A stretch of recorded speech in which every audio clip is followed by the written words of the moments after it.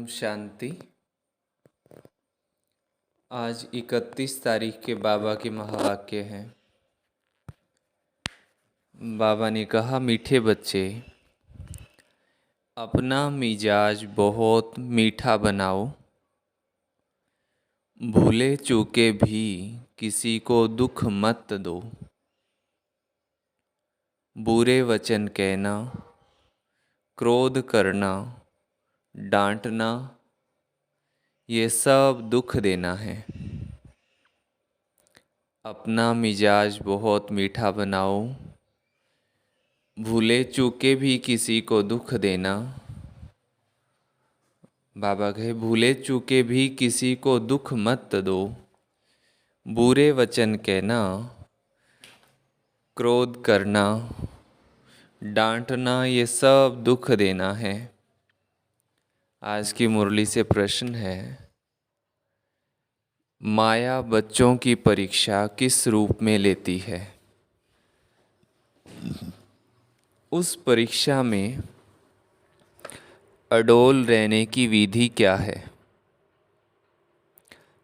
उत्तर है, मुख्य परीक्षा आती है काम और क्रोध के रूप में। ये दोनों मुश्किल ही पीछा छोड़ते हैं।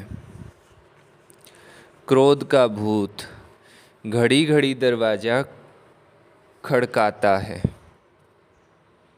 देखता है कि ये कहाँ भों भों तो नहीं करते।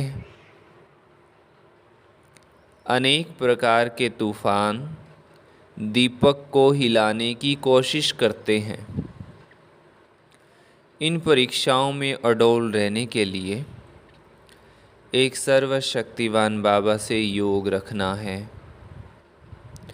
अंदर खुशी के नगाड़े बजते रहें।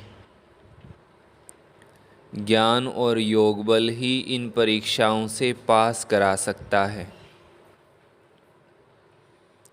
आज की मुरली से गीत है, निर्बल की लड़ाई बलवान से। ये कहानी है दिए की और तूफान की, निर्बल की लड़ाई बलवान से।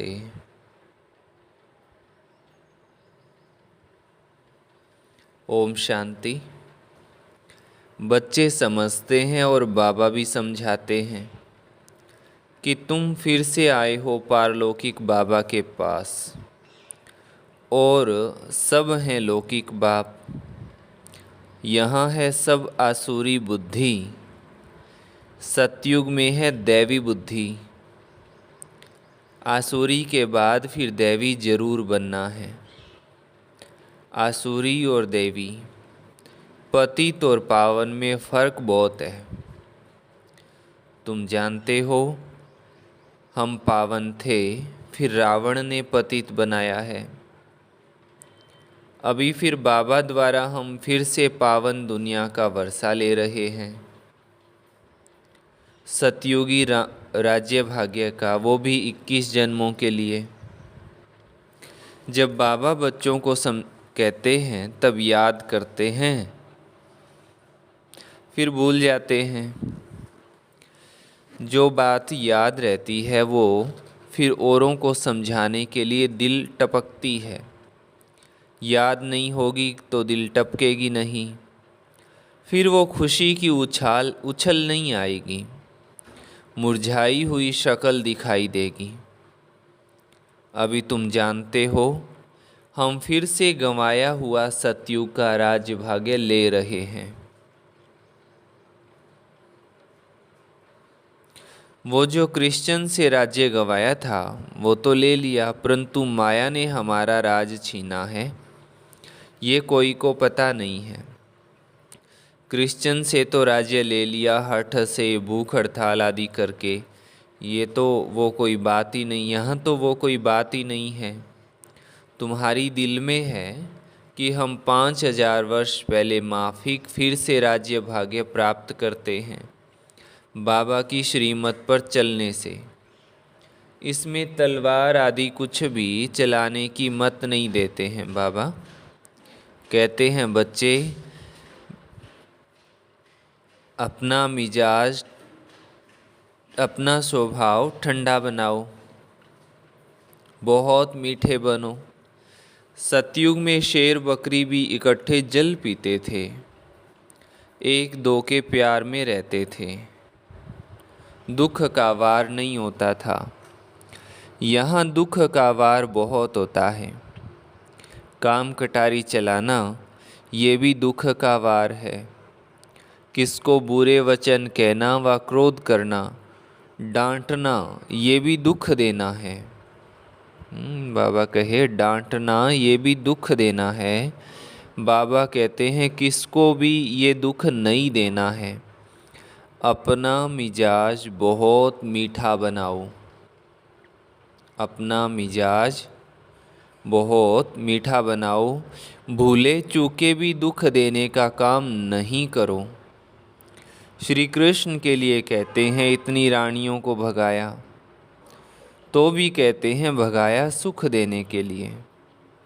अभी तुम समझ गए हो श्री कृष्ण की बात नहीं है, भागवत के साथ गीता का, गीता के साथ फिर महाभारत लड़ाई का कनेक्शन है। अभी वही संगम युग है। श्री कृष्ण का तो नाम ही नहीं है। श्री कृष्ण की राजधानी है सतयुग में। श्री कृष्ण ने कोई पतित को पावन बनाने के लिए कभी राखी नहीं बांधी। ये है पतित को पावन बनाने का उत्सव। सो तो पतित पावन परमात्मा ही है, ना कि श्री कृष्ण। श्री कृष्ण का जन्म तो सतयुग में हुआ। वहाँ तो कंस, रावण, शूर्पणखा आदि हो ना सके। ये इस समय है आसुरी संप्रदाय। इन सब बातों को तुम अभी समझते हो। तुम्हारी बुद्धि में है कि हमने बेहद के बाबा से अनेक बार राजयोग सीखा और 21 जन्म राज्य पद पाया है, फिर माया से राज्य भाग्य गंवाया है।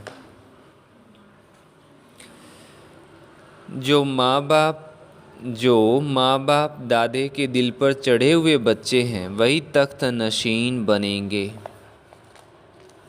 जो फरमान बरदार नहीं है वो क्या पद पाएंगे। जो बाबा का फरमान ही नहीं मानते हैं, बाबा की आज्ञा ही नहीं मानते हैं, श्रीमत पर नहीं चलते हैं, संशय बुद्धि हैं, बाबा कहे वो क्या पद पाएंगे। पद पाना चाहिए सूर्यवंशी, नहीं तो पाई पैसे के दास दासी जाकर बनेंगे। बाप दादा की आज्ञा पर नहीं चलते हैं। ब्रह्मा की मत भी मशहूर है, शिव बाबा की श्रीमत भी मशहूर है। तो ब्रह्मा और शिव बाबा के साथ उन्हों के औलाद की मत भी मशहूर होनी चाहिए। तुमको शिव बाबा और ब्रह्मा दोनों की मत पर चलना चाहिए, तो श्रेष्ठ बनेंगे। माता पिता भी श्रेष्ठ बनने के लिए कितनी अच्छी धारणा करते हैं। सब बच्चों को पढ़ाते हैं। मुरली सब बच्चों के पास जाती है। इनका पार्ट ही है पढ़ाने का। कई बच्चे ऐसे भी हैं जो माँ बाप से अच्छा पढ़ाते हैं। शिव बाबा की तो बात ही ऊंची ठहरी, परंतु मम्मा बाबा से भी इस समय होशियार बच्चे हैं। बल संपूर्ण तो कोई बना नहीं है, कुछ ना कुछ कांटे लगते हैं, माया का वार होता है, दीवे को तूफान लगते हैं। जितना ज्ञान और योग में रहेंगे तो इस घृत से तुम्हारी ज्योति जगी रहेगी।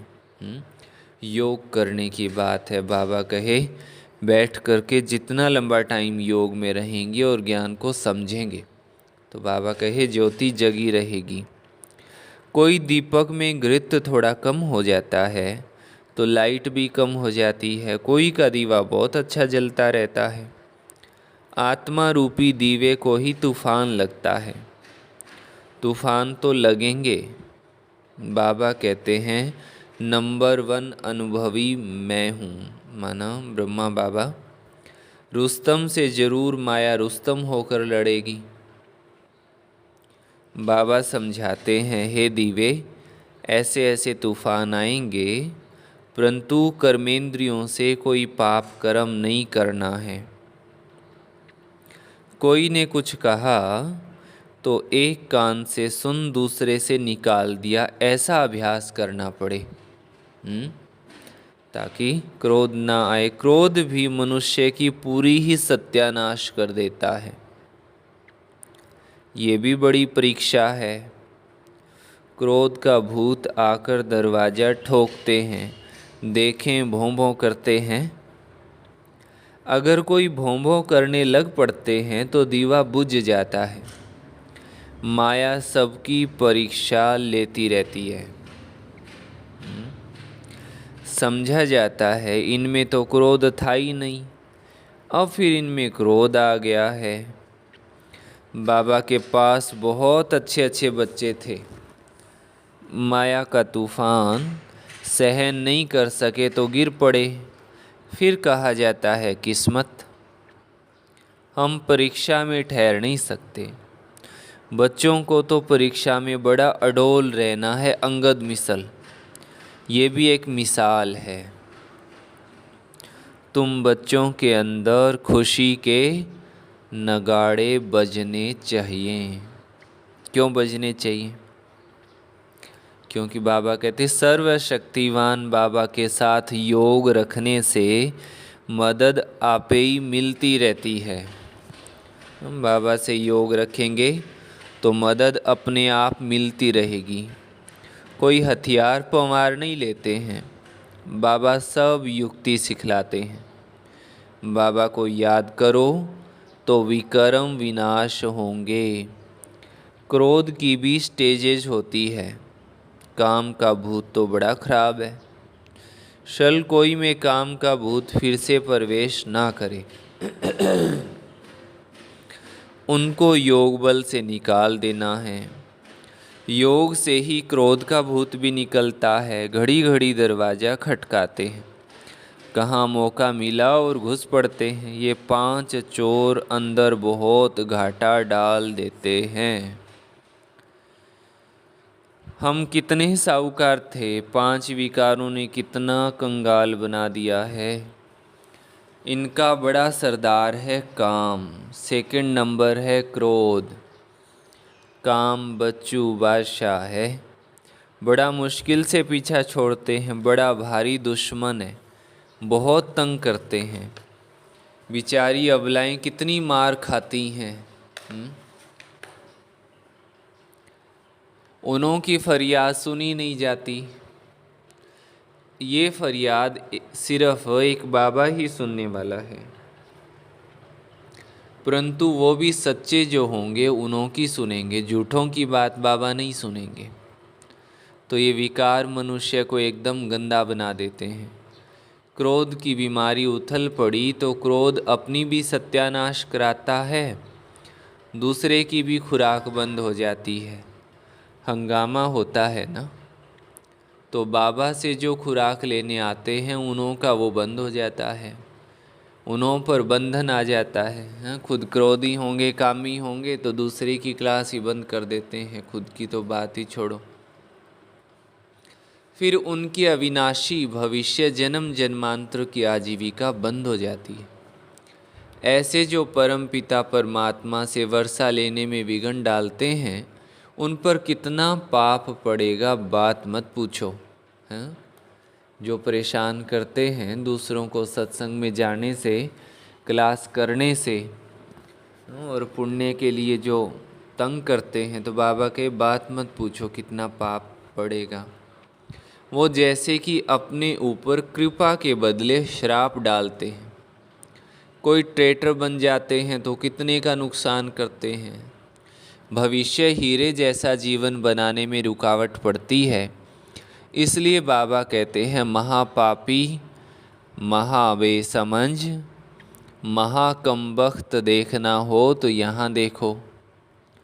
कोई अखबार में उल्टा सुल्टा डाल लेते हैं तो बेचारी माताओं पर कितनी आपदाएं आ जाती हैं। जानते हुए और फिर कुछ करते हैं तो उन पर धर्मराज की कितनी मार पड़ेगी।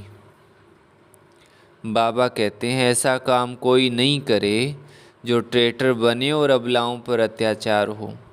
उनको गाजी भी कहा जाता है। माथे में खून का टेम्परेचर चढ़ जाता है तो फिर तलवार उठाकर मारने लग पड़ते हैं, फिर उनको फांसी पर चढ़ा देते हैं। यहाँ भी ऐसे बन पड़ते हैं। कोई में क्रोध का भूत आ जाता है तो कितनों की आजीविका बंद कर देते हैं। बाबा कहते हैं ऐसे के लिए फिर बहुत कड़ी सज़ा है। जो ट्रेटर बन विघन डालते हैं उनके ऊपर बड़ा पाप चढ़ता है। चढ़े तो चाखे वैकुंठ रस, गिरे तो एकदम चकनाचूर। या तो वैकुंठ का मालिक या तो नौकर चाकर। ऐसा काम जो करेगा तो इतना ही पाप आत्मा भी बनेंगे। बहुतों को दुख देने के निमित्त बन जाते हैं। बाबा को तरस पड़ता है। माताओं का तो आदर रखना है। वंदे मातरम गाई जाती है ना। बाबा आकर कलश माताओं पर रखते हैं। उन पर बहुत अत्याचार होते हैं तो सीखी लदे बच्चों को मदद बहुत देनी चाहिए। कोई कोई तो बाबा कहे इतना माताओं पर विघन डालते हैं जो बात मत पूछो, अपनी इच्छाओं की पूर्ति के लिए। ये नहीं समझते कि दूसरे को भी इच्छा है सत्संग में जाने की और नियम मर्यादाओं में चलने की, तो वो नहीं कोई मायने रखती है बात। और दुनिया में तो कहा जाता है गृहस्थ आश्रम का नियम निभाया और फिर जैसे ही 50 वर्ष के बाद जो है ज्ञान लेना चाहिए। परंतु कोई कोई को ज्ञान सुनाते हैं तो कहते हैं जब उम्र बड़ी हो जाएगी बच्चों की शादी कर दें उसके बाद ज्ञान लेंगे। लेकिन उसके बाद भी ज्ञान नहीं ले सकते हैं। ज्ञान लेना तो छोड़ो, जो और लेते हैं उनके ऊपर भी विघन डालते हैं। तो बाबा कहे उनकी तो बात मत पूछो, कितना दंड के भागी बनते हैं। परंतु बाबा कहे तुम्हें तो मदद देनी है। अगर कोई मदद के बदले और ही उल्टा काम करते हैं तो कितना नुकसान हो जाएगा। बहुत सपूत बनना है, असुर को देवता बनाना है। बाबा तुम्हारा जीते जी नया चित्र बनाते हैं। चित्रकार लोग चित्र बनाते हैं ना, फिर जो बहुत अच्छा बनाते हैं उनको इनाम मिलता है। ये बाबा कहते हैं मैं ज्ञान और योग बल से तुम्हारे चित्र ऐसे बना रहा हूँ जो तुमको ये शरीर छोड़ने के बाद एकदम फर्स्ट क्लास शरीर मिल जाएगा तो मनुष्य से देवता बन जाएंगे। ज्ञान योग बल से तुम कितने गोरे बन जाते हो। बाबा जैसा फर्स्ट क्लास कारीगर कोई होता ही नहीं है। ये बाबा का ही काम है मनुष्य को देवता बनाना।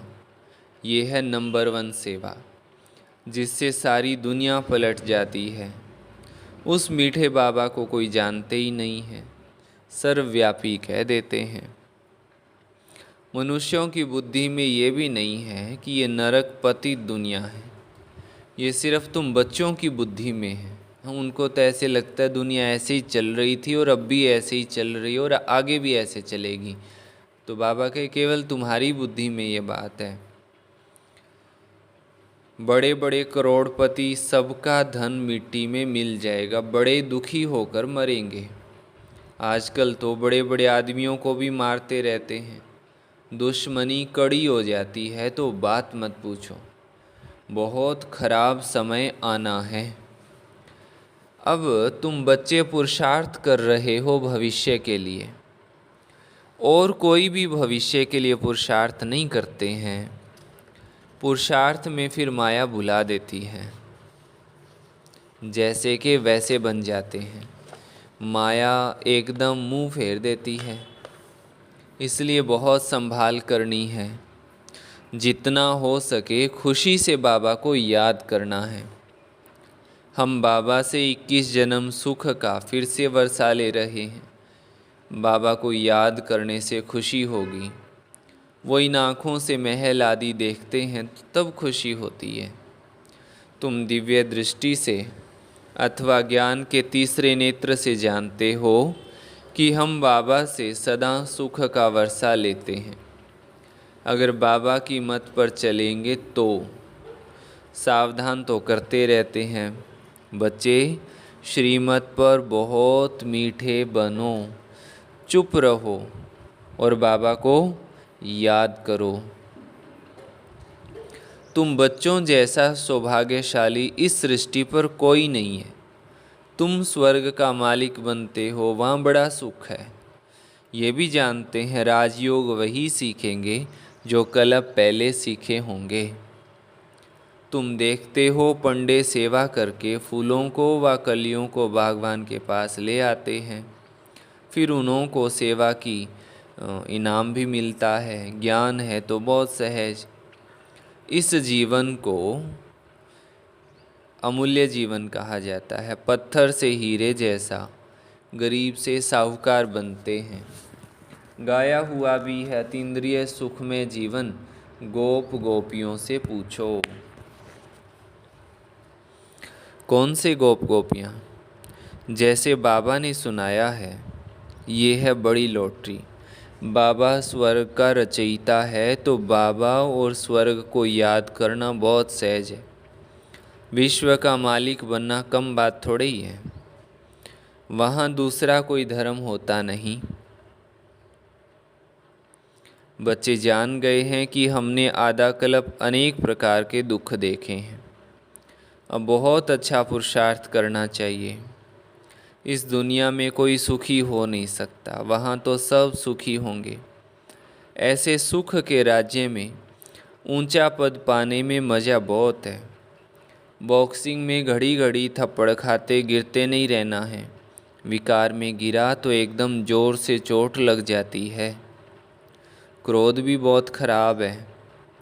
घड़ी घड़ी चोट नहीं खानी चाहिए, नहीं तो गिर पड़ेंगे। अच्छा, मीठे मीठे सिके लधे बच्चों प्रति माता पिता बाप दादा का याद प्यार और गुड मॉर्निंग। रूहानी बाप की रूहानी बच्चों को नमस्ते। हम रूहानी बच्चों की रूहानी माता पिता बाप दादा को याद प्यार, गुड मॉर्निंग और नमस्ते। धारणा के लिए मुख्य सार।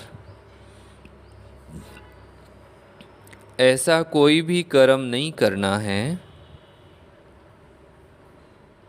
जो अपने ऊपर कृपा के बजाय श्राप आ जाए। कोई भी भूत के वश हो, ट्रेटर कभी नहीं बनना है।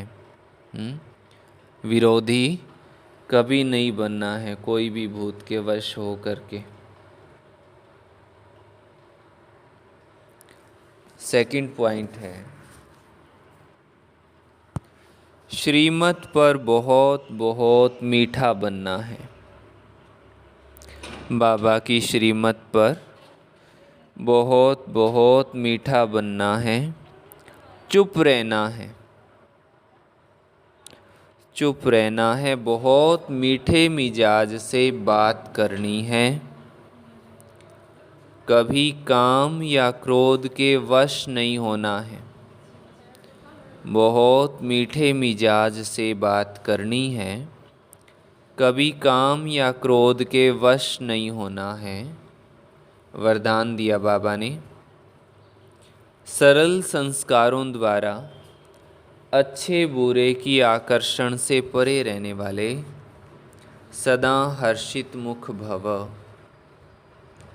सरल संस्कारों द्वारा अच्छे बुरे की आकर्षण से परे रहने वाले सदा हर्षित मुख भव। अपने संस्कारों को इतना सरल बनाओ तो हर कार्य करते भी इजी रहे। अपने संस्कारों को सरल बनाओ तो हर कार्य करते भी इजी रहेंगे, सरल रहें, सहज रहेंगे। यदि संस्कार टाइट हैं, आदतें कड़ी हैं, तो परिस्थितियां भी टाइट हो जाती हैं।